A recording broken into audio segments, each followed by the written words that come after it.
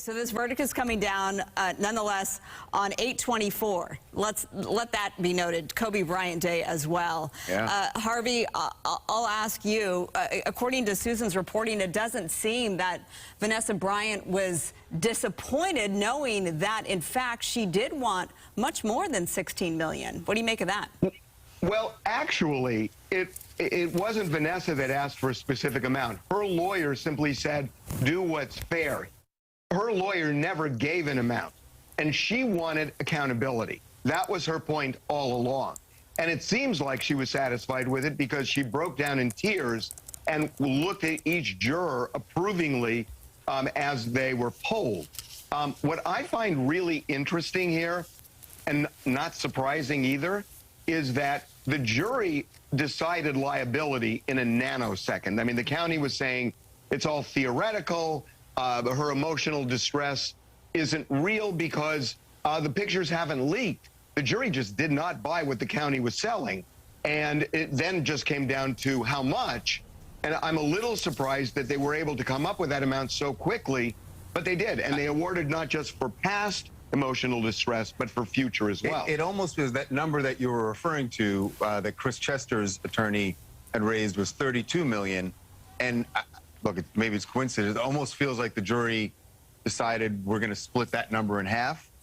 That's actually a good point. And make it 16, and that's almost what they gave, 16 and 15 million. Because yeah, it is surprising they came up with those figures as quickly as they did.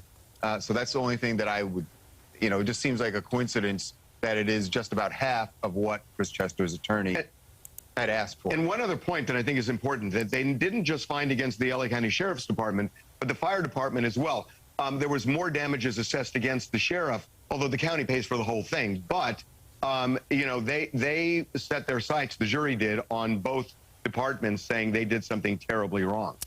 All right, so clearly a message was sent. Charles, I'll ask you, because you're in the entertainment business, and I think the fear for Vanessa was that these pictures could surface one day down the road. Does that fear still live out there? Mm-hmm. I think, obviously, Vanessa made it clear during her testimony she still has that fear and will have that for the rest of her life. And I think the jury certainly saw that on her face in her testimony, and that had a very major impact with them. That fear has to be out there. I don't think that she or Chris Chester were, just saying that for effect with the jury. They are living with that fear. Because remember, I know the Sheriff's Department has said that they had done everything they could, that they had made sure that they'd gotten these images back from all the deputies, and I think the fire department did the same. But remember, the whole issue here is that they were sharing these things. They were showing it to other people, passing it along to other people. So even if the Sheriff's Department did that, the images are out there, and with people that they don't have control over.